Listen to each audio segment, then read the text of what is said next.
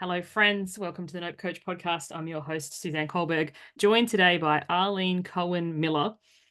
And we're going to talk about empowering your inner voice from critic to coach.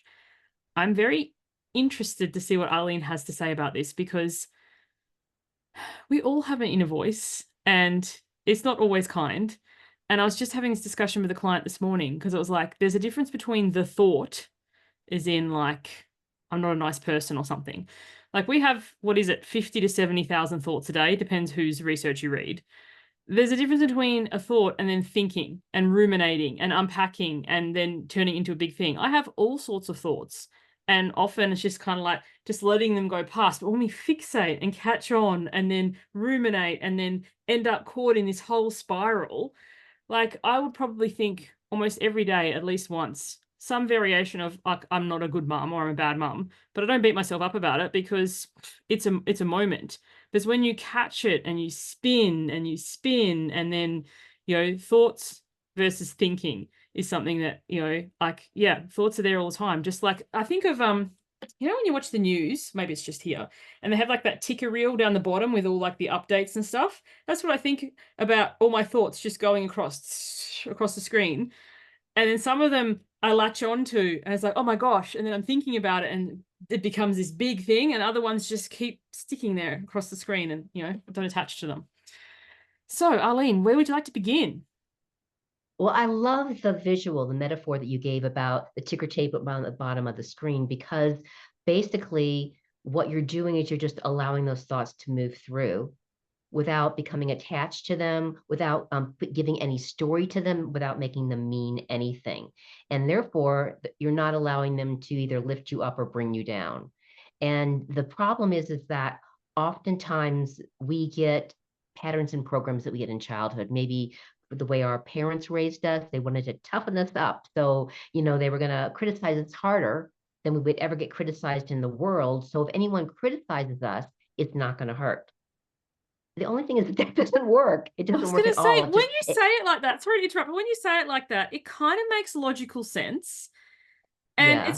it's like, so if a client sends me something, they've written a piece or they're writing a website or an offer, I will say to them, like, I got this from Tad Hargrave. Let me pick it apart so that the audience doesn't. Like, I honestly say this with love. What do you mean by this? I'm not sure. I'm only reading this because I really love you. If I'd just been someone else, I would have clicked off. Like that, to me, it's like what they pay me for. But when my dad says to me, and he hasn't seen me in a while, oh, you've bunged on the lard, or something like that, things about my weight, that crushes me. Oh my. That's never been like, Oh. or, work a bit harder or, you're lazy or whatever. Like, my dad was kind of cruel. And I can see, from your intro, it's like, yeah, to toughen you up. So like, it doesn't hurt because when other people do it, but it still does. The way you talk to yourself hurts sometimes. And then why do we always, actually, this is a question because you said from critic to coach. What is the lean towards the negative? Like if someone says, oh, this is amazing, I'm so good at this, everyone would tear into them. Like you look at a kid, my son, he's an artist, he's incredible. And watching his, from an age where everything he did, he loved, to now he's so self-critical of himself because who are you to go into school proudly showing this? Like they're having this crazy sock day and he has the most amazing pair of socks. He's like, I can't wear those because I'd be teased. I was like, a year ago, you wouldn't have cared. You would have been like, I look amazing. But now it's like someone else has something. So you're immediately you're not going to be unapologetically you because someone else might not like it. Yeah, well, we go through that stuff where we get to the age where what our peers say matters.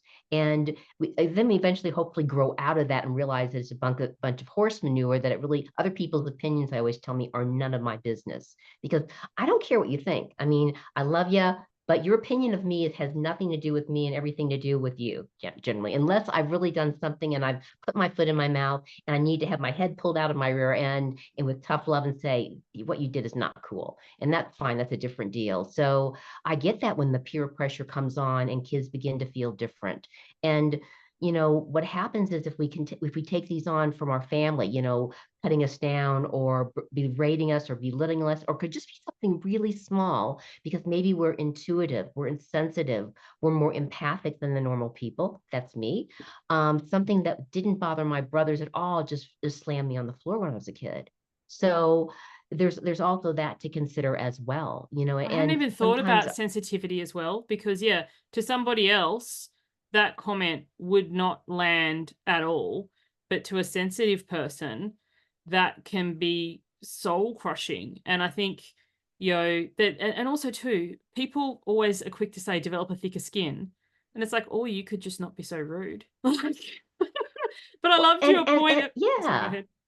Well, as a kid, we don't have those abilities. We're totally dependent on our parents or who are caretakers for our survival, for the food, the shelter, the clothing. We're not able to do that for ourselves. And we haven't developed ourselves enough to be able to say something back oftentimes, to be able to stand up for ourselves in a way that the older people can understand. So, yeah, that's But what I I loved your feel. point about other people's opinions saying more about them than you. So we're recording this in November 2024, and I've proudly put up my Christmas tree. Now I know some people are like, oh, how dare you? And I was saying to my sister, she's like, it's not December yet. And I'm like, so?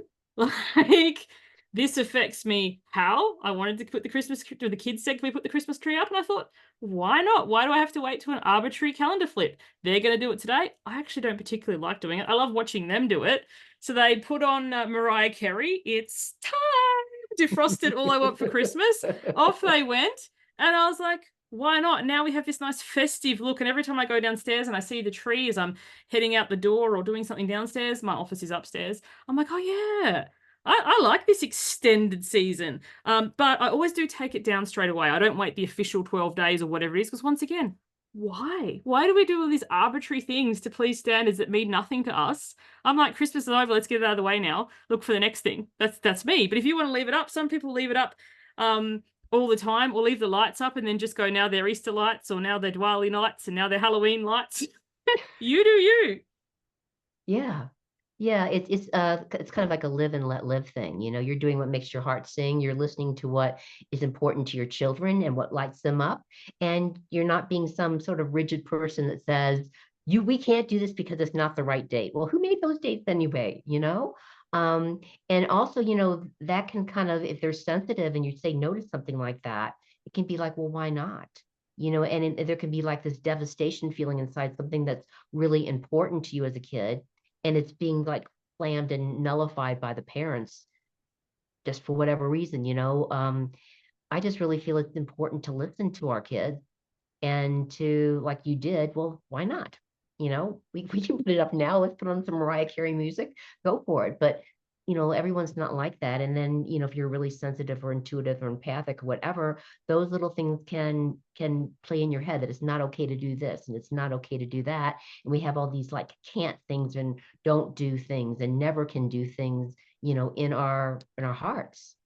But do you think too, like intuitive, sensitive people can also too kind of become almost chameleon, as in like don't have a true sense of self because you're so in touch with the vibes and the energy and read the room so well that you just kind of tend to blend and mold. And because I know I'm 100% like that, and it hasn't really been till the last few years. Like I was chatting to a client about this because it seems very popular right now to say I'm entering my villain era. And she's like, but villains are nefarious, as in they want somebody else to be taken down. Is that really what you want? I was like, no, actually, I'm entering my self-first era, as in self-first isn't selfish. This feels good to me. It's not harming anyone. Like, I didn't go and steal the Christmas tree from the shop or, it was like, it was my Christmas tree that I decided to put up and I wanted to share about it. Then other people had opinions that I didn't ask for. Because that's another thing too. There's a difference between where you're seeking something. So say you have written a new website or you make a new offer, and you're saying, does this make sense? Can you look at this for me? And you're asking for that person to give you feedback versus, hey, here's my thing. I put my Christmas tree up because I thought it was awesome. And then this like almost brigade of questions or whatever. It's like, did I ask for your opinion? Yeah. And I lost my train of thought there. Oh, the chameleon thing. That's what I did as a self-defense, as a kid. And even as a young adult, I could go anywhere and become like the people that were around me. I could fit in anywhere. Well, not anywhere. I didn't never went with a bunch of drug addicts or anything like that, or people that carried guns and knives everywhere they went. And but I could, and it is a gift that I have, but I realized that I was just being a people pleaser and a doormat, and I was using it to keep myself safe. And it was coming from a place of lack of worthiness, not to have the courage just to Yes. be, this is who I am, and not to throw it in anyone's face, but I don't need to fit in with anybody anymore. I do my best to be kind and patient and tolerant with myself and other people, but I don't have that need to always fit in. Yeah, and I think that's a great point. The difference between fitting in and belonging. Fitting in to me is that chameleon thing. It's rounding your edges or tightening your edges. It's putting on a projection, people pleasing. Like the first time somebody said to me, it was a coach I was working with, that people pleasing was just as manipulative as narcissism. It's just one's overt and one's covert. I literally didn't talk to them for like 2 weeks. I was so annoyed. And then I was like, well, hang on. People pleasing, you are trying to make people like you. You're so worried they won't like the real you. I'm too abrasive. I'm too direct. I'm too upfront. I'm always reminded of that. I don't know if you've ever seen the meme when you go for a job interview and they're like, what's your weakness? And it's like, I'm really, really honest because that's me. And the person in the interview is like, honesty isn't a weakness. It's like, well, I don't give a fuck what you think. Yeah. It's like, yeah. I don't think honesty is a weakness. And that's the answer. And that's exactly what, I would say. I was like, yeah, because I'm honest to a fault. Like if you ask me to do something and I don't want to, I'll decline. I'll say, thank you so much, Arlene, for asking me. I really appreciate that. But no. And usually that's enough. But some people will insist, like, why can't you do this? Because I don't want to. And people will be all offended. It's like, would you rather I be honest or lie and say, oh no, I can't, ask me next time? Because then next time you'll ask me, but the answer will still be no. So I think sometimes it's like, do you want to go and see this movie? I don't really do horror. What else is showing? Like, I want to see comedy, and you might be like, oh, I don't like comedy, but finding the middle ground, or as you said, like being chameleon thing. I don't drink alcohol. I've been a lifelong teetotaler. That always gets people's interest. They're like, are you religious? Are you this or you that? I'm like, no, I just prefer to use my calories on food. But each to their own. But it's kind of like if you ask me to go out drinking, no, thank you. But we could do something else. If you ask me to go hiking, no, thank you. But I think sometimes people get so affronted by the honest answer. I don't want to. I'm not interested in this. I'm not saying you shouldn't do it. I think they take it as a judgment. If you want to go out drinking, like you do you. I'll be the designated driver. I'll come pick you up after. But I don't want to do that with you. It's not a judgment of your behavior. It's just not something that I enjoy. Yeah. Well, the thing is that, people want us to tick their make me happy boxes. And that's conditional love. That's not unconditional love.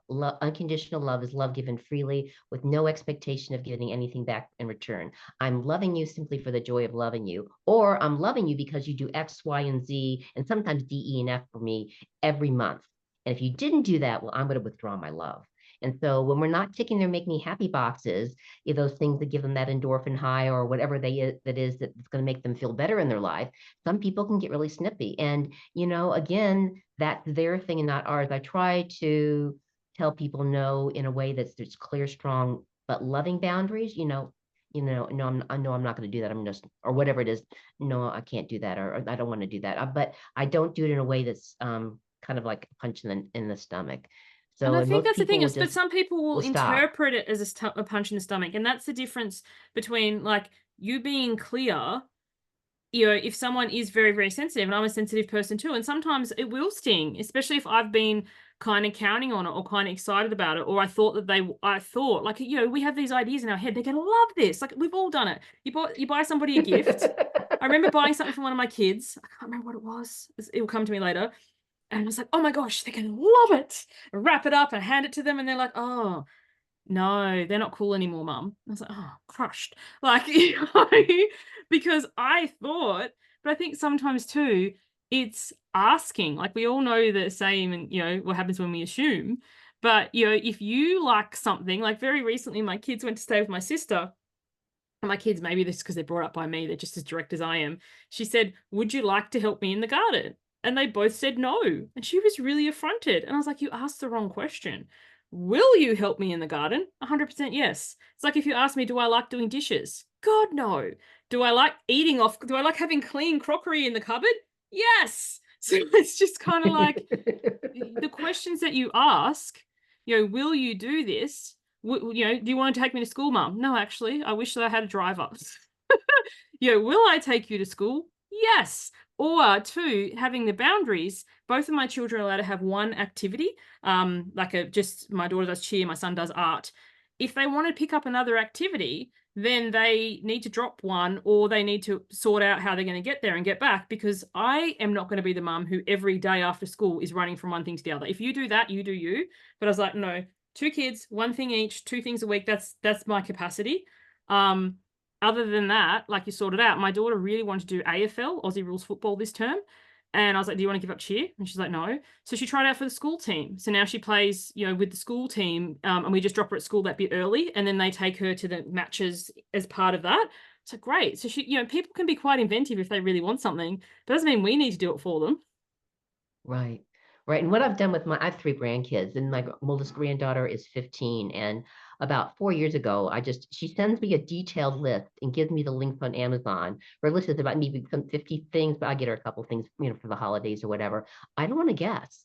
I am going to get it wrong with a 15-year-old girl. There's like no way that grandma's going to get it right. So, there's always a way to go around that, to avoid that. Oh, I spent this money and they don't like it. Well, So I just, Amazon wish lists are the best thing ever. For my 40th birthday this year, I literally put dozens of things on this wish list. And then everyone who said, I was like, pick something from here. When you pick it, it will drop it off. It won't tell me. And then when it comes in the mail, it'll be like, surprise. And it was a surprise because, as I said, there was like 30 or 40 things on this list.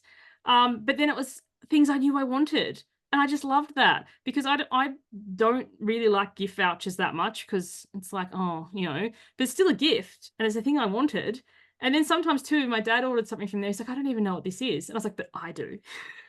Thank you. I love it. And every time I play it was a board game, I think of Dad. I'm like, thanks, Dad. This is great, even though he's got no idea what it is still. But, to your point, and back to the original thing. So if people aren't having the ticker tape experience, if they're in a voice and we get down on ourselves. I'm a bad mother. I'm a bad parent. I'm a bad work. I'm about to get fired. Nobody likes me. I'm rude. I'm whatever. How do they empower that voice or move that voice from critic to coach? Well, the first thing I always like to share with people before I tell you that is, I just take one step back, is, with the law of attraction, what we focus on is what we get more of in our life. If we keep on focusing on, I'm an idiot, I'm stupid, I can't do this, I'll never do that, all those kind of things that we're telling ourselves, we're just telling the universe that we want more things like that we're not going to be able to do. And so that was sort of empowering when I sort of got that, and it's like, wow, I'm the one creating my reality because of the language I'm using in my head and what's coming out of my mouth. Because I Okay, really I'm going was to interrupt just briefly there, because I know a lot of my okay. listeners, I had someone on recently talk about law of attraction. I got a lovely word email, you know who you are, and they were like, that's just hogswash and whatever. And whether or not you're open to woo or whatever, this is what I want to invite you, everyone listening, to think about. Have you ever got a new car or had something that you've been looking forward to, and suddenly you see it everywhere? It's called the reticular activating system. So if the law of attraction sounds too woo for you, it's like the part of your brain that goes looking for that. So it's not that suddenly everybody has the car that you want or the car that you just got. It's just that because you're trained your brain to look for it, you'll see more of it. So if you're spinning all the time in all these stew of shit thoughts, then you're going to keep coming up. Like, we all have that friend, or maybe I don't anymore, but I used to, who for every silver lining finds the cloud. Like, I call them the Eeyore, like you ring them and they're like, oh dear. And you feel your energy just leave your body. And you're like, oh, you see them, the name on your phone, and you're like, oh, not them. Like, they're finding that because that's wherever they go. And in terms of law of attraction, wherever I go anywhere, always, without a doubt, I will find a car park. It can be Christmas Eve. The shopping center can have the line out the door. I'll be like, don't worry, I'll find the car park. And I can be with my husband, who has no belief in any of this whatsoever, and other people who be like, how do you always find a car park? I'm like, always. Somebody will move and it will be mine. So it's because, like, because that's what, like, you put out there, and then, that's what you see. And I Right. think you've gotten into this place of always seeing these thoughts, and back over to you. But yeah, for anyone who goes law of attraction, and don't send me a longly Well, worded the same email. things. There's always words that can push our buttons. When I first came over to Australia, you guys use the F word everywhere, but it's like 50 bazillion different ways, and it has every different kind of connotation. Over here in the United States, it has basically one, and it's not nice. So I had to adjust and adapt, and finally, and I got it now. Have all the different nuances. So I would say that we can word clear. We all have these words that kind of trigger us and send us into a certain place. And if law of attraction is that kind of trigger, maybe part of it is just word clear that, because all it means is it's like that I am creating my own reality by my negative thoughts or by my positive thoughts or by what I'm focusing on. Because let's say that we're telling ourselves like we have this project or letter that we need to do or something we need to do, and we keep on putting it at the bottom of the stack, and we're procrastinating, and we so we're creating that reality for ourselves that we're going to put ourselves in a time crunch because we don't want to do something. We create our reality. So all I'm saying is that your thoughts, your feelings, your deeds, how you live your life is creating your reality. Yes, I believe in a higher power or God or the universe or whatever you want to call her or him or whatever, how we want to work it. But we're co-creating with all of that. And when we take responsibility for that, our life can change because we can be aware, like you're talking about, of how we are talking to ourselves, and then we can make a new choice. I love that. And what I call what you just said, I call it a word allergy. Like, I have a word allergy to gratitude. I have a word allergy to gratitude. As soon as I hear it, I'm suddenly 4 years old again. You should be grateful there's starving children in Africa. Finish your vegetables. Like, I just can't deal. But appreciation, which is basically the same thing, but I just call it something else. So I literally, on the front of my gratitude journal, if I ever get an official one, I actually sticky over where it says gratitude with appreciation. And I can find appreciation in anything, but it's, yeah, gratitude. And obviously there's work you can do to overcome it. But yeah, your point is good. If law of Yeah. attraction is a word allergy for you, creating the life that you love or whatever. Yeah. And just looking back at what happened, you paired gratitude with vegetables that made you gag. No Mm-hmm. wonder you have an allergy, but you're still an adult now, so you could word clear that. I And could, but I if it can't be was bothered. I important. like appreciation more. I don't know. It just Okay, feels well, more that's expansive. fine. But that's the other thing too, as I said, some things that you will choose to. Like, I had a real issue with driving after I had a praying, well, accident. Praying might be very Australian, but I was like, I actually need to drive. I need to use this vehicle. So some things you'll find ways to clear or overcome or work through, and some things you'll find a workaround. There's a difference between avoidance, though. It could be like, I'm just going to be unhappy about everything. It's like, no. Sometimes you can just substitute it.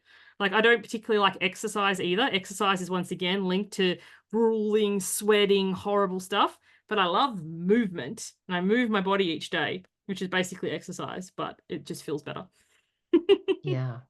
Yeah, the others, I forget what kind of dance thing one of my friends does, but it's not Zumba, but they put on these music and they do all sorts of Koya? things. And no, something else. Oh, okay. Anyway, a bunch of my friends do it. I've never tried it because I like yoga and I like walking and hiking and stuff. I live out in Nia Colorado. might be another one. Is it lots of? I'm totally fascinated by dance, but yeah, I get it's finding the thing that works for you. Zumba, I used to Yeah, love it. It's killer yeah, on my knees now. yeah. It might be. I don't know if it's Zumba or something like that. But anyway, there's a lot of joy in it, and Yes. you don't have to be perfect in your movements. You just get to sort of move around. But anyway, I guess where I wanted to take the inner coach is that I feel that we all have the ability, and we actually use this ability if we have a friend or someone that we care about that is saying something to themselves that we might be saying to ourselves, or what we are saying to ourselves. If it was them, we would do things to nurture them, to support them, to uplift them, to champion them. If their head was really in a dark place, we'd tell them, but we do it with tough love in a loving way.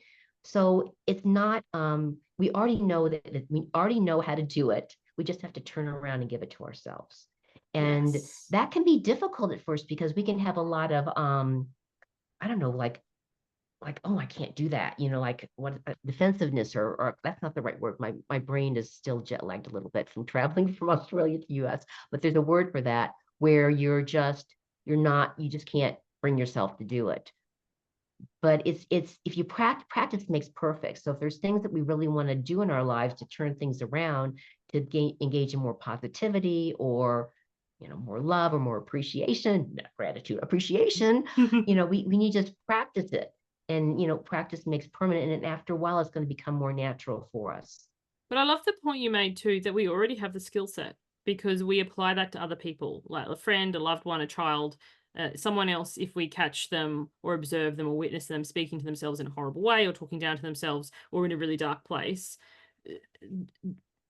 gently or maybe not so gently, tough love can be a thing, depends on the person and the situation. We wouldn't let that fly. And it's amazing too how sometimes you don't even realize because it's just becoming a wired way of speaking to yourself. I can't remember what I was doing recently. Some tech thing. My son wanted something on the computer and I was trying to set it up for him. And I was something like, oh, you're such a dumbass, as in to me, because I couldn't get the thing to format. He's like, Mummy, that's not a very nice way to speak to yourself. And I was like, you are correct. Hadn't even noticed. Said it out loud,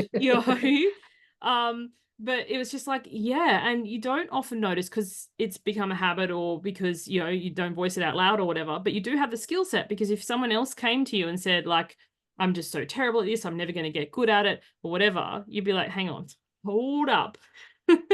But why do you think people have such a resistance to letting that level of compassion be self-directed? That was the word I was looking for and couldn't find. Resistance. Thank you. I don't know. It's sometimes we have these patterns and programs running in our heads that are the way our parents told us that life was. You can do this, you can't do that. And we've held on to it, and we're in some way trying to live our life to please our mom and dad, even if they're dead. They've been dead for years. That's not uncommon. So I would say lots of times it's that, or maybe it was our peer group, or someone that was influential on us when we were impressionable, and it stuck. And we've sort of hung on to Yes. that. And all of us are dragging around stuff from the past that we need to let go of. And so it can be let go of. We just have to make the choice to actually let it go. And sometimes the visual I was getting, I still get this sometimes. It's like there's a stream and it's running over me and there's rocks below and it's a clear one, and I can lift my head up out of the water, but I'm just holding on with my knuckles onto these rocks for dear life because I'm too afraid to let go, which would be like nothing happening. So we get in these places. Why do we do it? I don't have all the answers. It's like, why do humans why do we do I a think lot your of things we conditioning do? point is such a good one. So my daughter, she cheerleads, she plays AFL, she does all sorts of things, and she has always had incredible upper body strength. And I remember posting a video of her when she was like 5, her first year of school, going across the monkey bars, and she wasn't tall enough to reach the monkey bars, so she'd shimmy up the pole, go across the monkey bars, and then twirl the way down and go ta-da. And a couple of people commented on it and said, growing up, I was always told girls can't do monkey bars. Like it's a boys thing. Like girls don't have the upper body strength or girls, whatever. And it's funny how we just take this on as true.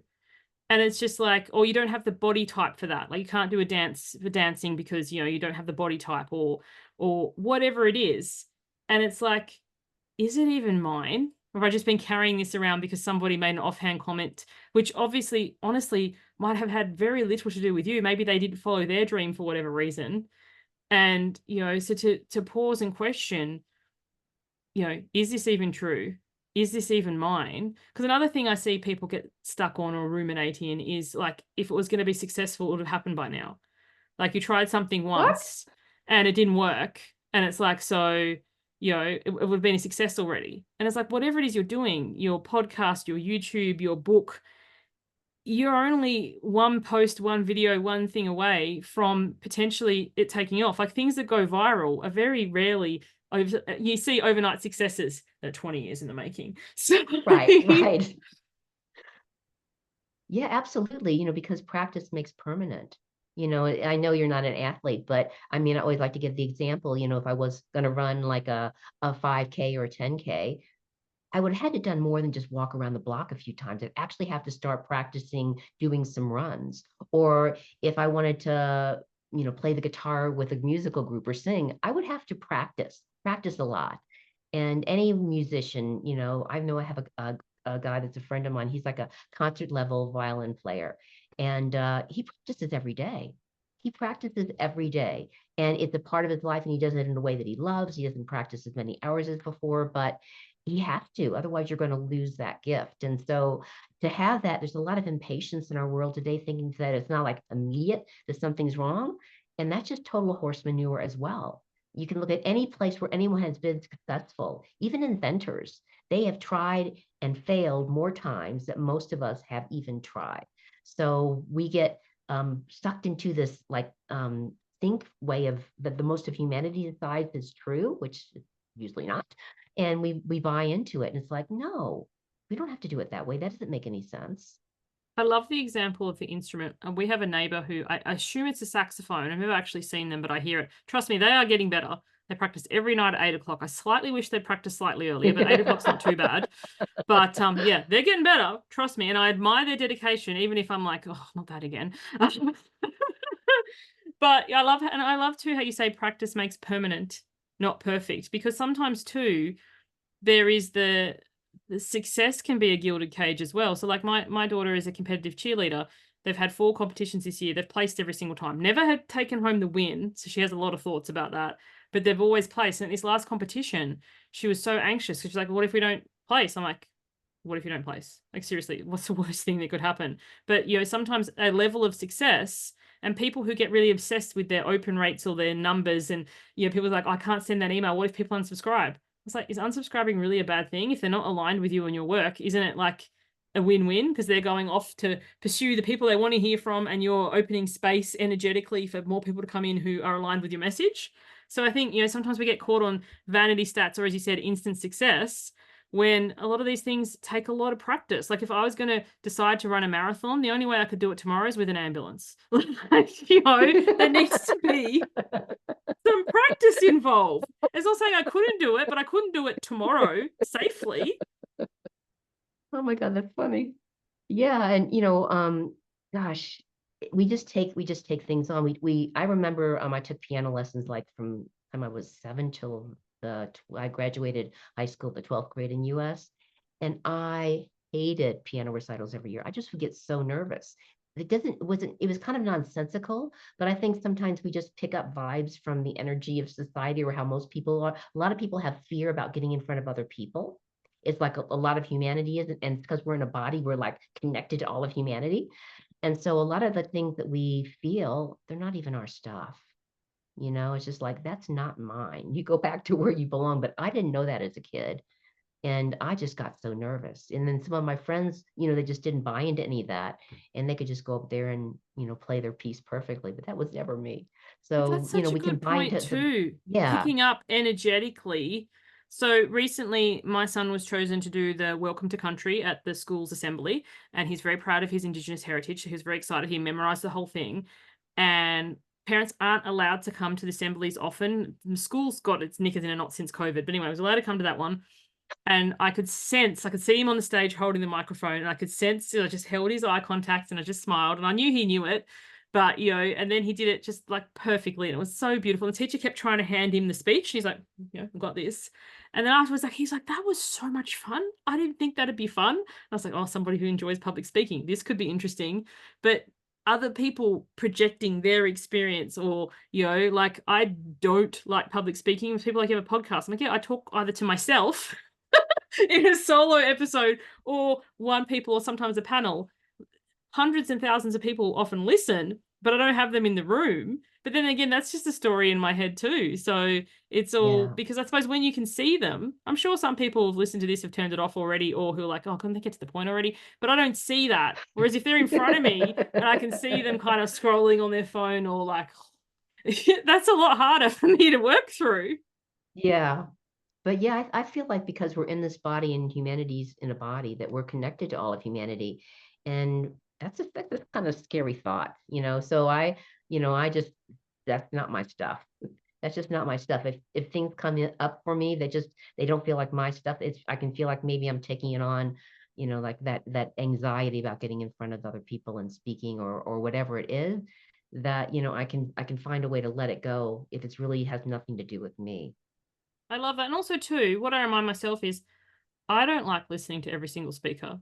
Like, I watch my daughter's cheer competition. I love watching the 3 minutes that they're on the stage, but like the, 15 other teams we have to watch, sometimes it's like, you know, but, it's like it's never about that particular person. It's your own thing going on. Or you might have a headache, or you might be tired that day, or you might be distracted. Like sometimes if I'm looking at my phone, doesn't mean that I'm not interested in the speak, but like if I've sent them to school and they're a little under the weather, I'm like, is the school going to call me or whatever? And if it's a one-on-one or somebody I can interact with, I'll say, sometimes I record this podcast and I'll say to the guest, I'm happy to do.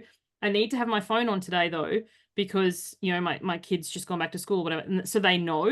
Because like I remember when I was a new coach and I was doing some work and somebody said to me afterwards, I thought you were like posting on Facebook or something, but post session I'd sent them my notes. I didn't realize you were typing. So I was like, now I say to people, hey, I'm typing, or if I'm on the podcast sometimes and they're really deep, I'll be writing. Like I'm just going to write some notes to reflect back, because we make stories in our heads about what other people are doing. And Yeah. most of the time we're not even in the ballpark of what's happening for them. Right. And I love what Brene Brown says. I don't know if are you familiar with Brene Hmm. Brown? Anyway, she goes, the story I'm telling myself is, and she uses it in relationships with her husband and with her work team. And she'll go like, the story I'm telling myself is, it might be with her husband partner, and it might be, this is, you're all upset with me because of blah, blah, blah, blah, blah. And there won't be a judgment there. She'll just stop. And then, she'll hear what he has to say. And then most of the time it's not even there. Or like someone in the team might say, the story I'm telling myself is, you don't like what I turned in, my project I turned in, because you didn't even put it on the item list for our meeting today. And she might come back and say, well, we had an emergency. I really liked it. And I didn't want to give you like short drift, just have you on there for 2 minutes. You're going to be in the next session where we can devote a half an hour. So the story I'm telling myself is a great way that we can work with other people or groups of people and say something without judgment and really find out what is going on without blowing things up. And I think that's a great one too. I've said to my husband before, the story I tell myself is that you're not listening to me. And then he can literally just say verbatim back what I've said, but he doesn't process through eye contact. Like he'll often be looking down or whatever, because that's how he processes. He thinks, whereas I'm like, if you're not looking at me, you're not listening. That's not true. That's how I listen. If I'm like looking down or whatever, that's me totally zoning out. But we're all different. And I think that's such a great example of the story I'm telling myself. Like a story I'm telling myself when I do go to the pool is that everybody in the other lanes is racing me. Like probably not even noticing me, but it's kind of like, I've got to gear up to race that person next to me. And then I'm like, oh, they've got fins on or something. So of course. I It's love so funny this. because I used to do that when I was a swimmer. I used to swim like some master swimming stuff when I was younger. I did like the swim part of or the run part in the triathlon. And yeah, I would always do that too. And sometimes we end up racing each other and like, oh my God. Then you look back on this like, oh my, that's anyway, I The get it. things that we do. So, Arlene, this has been fabulous. Can you let the listeners know what it is that you do and where they can find you? Great. So I am a work-life balance and harmony coach for women. I do that because when I opened my first law firm, I'm a retired attorney. I immediately found out I was pregnant. My whole family was in another state, and as it was my partner's family, and I didn't have any support because my ex was working long hours. He was in training, and so I really had to pull up my own bootstraps and find my own tribe. So I really know how that feels. So I really am passionate about that. I'm also a transformational mentor for men and women. Mentoring is different than coaching. Mentoring is me sharing my wisdom with you. For example, if we were working on the inner critic, inner coach, I would be sharing like I did today. As a coach, I'd be asking you powerful questions, maybe sharing some insights, but partnering with you and allowing you to come up with your own knowing because you have the answers inside of you. So there are two sides of the same coin. And the other thing I do, which will probably be really woo-woo for your audience or listeners, but I'm going to share it anyway. I do soul readings. I'm not a psychic. What I do is I heart connect with people I work with. I use these special mentoring kind of psychic tarot oracle cards, but they're filled with a lot of love. I pick cards, you pick cards. Even if you're I have a way to do it if you're remote. And then I do a reading with, the opportunities are open to you, the challenges that you could be having, how to move around them, some tools and skills that you could use. And I just find that adult learners like myself, when we have visual cues, it sticks a lot more. And because we're both connecting and picking the cards, there's some sort of synchronicity where things begin to flow. And it seems from everything that I've learned that people really get a lot out of it. It's like in an hour, you can, a lot of times it's just like, I really appreciate this because you've affirmed everything that I've been thinking and wanting to do, or mostly, but there's something here that you share with me that I'm really going to go back and ponder.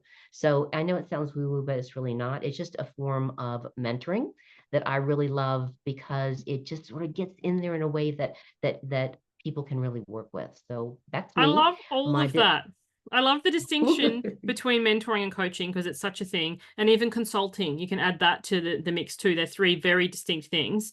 And the other thing, because a lot of times when people come for coaching and they're like, you just asked me a bunch of questions. I'm like, yeah, that's what coaching is. What they actually were after was consulting. So, you know, that's that thing. And the other thing too, I love how you have the soul readings. I do something called I know things because I'm like, I'm not a psychic, I'm not a medium, but I know things and I use oracle cards. And it's something that I do. Some people love it. Some people are like, Suzanne, that's just some weird woo-woo shit. I'm like, well, just listen to all the other episodes, but I do that as well. So I love it. And where can Oh, people good. find I feel you? better now. So yeah, you can find me at jewelconsultancy.com, JEWEL consultancy.com. You can find me like on LinkedIn under Arlene Cohen, Cohen Miller. If you type in on the internet Arlene Cohen Miller, you will find me in a lot of different places on the web. And if you're in Australia, you can always email me. If you're in the US or Canada or someone like that, you can always text me. But I am around, so that's how you can find me. I love it. Thank you so much for joining me, Arlene. Thank you everyone for tuning in. Catch you on the next one. Bye for now.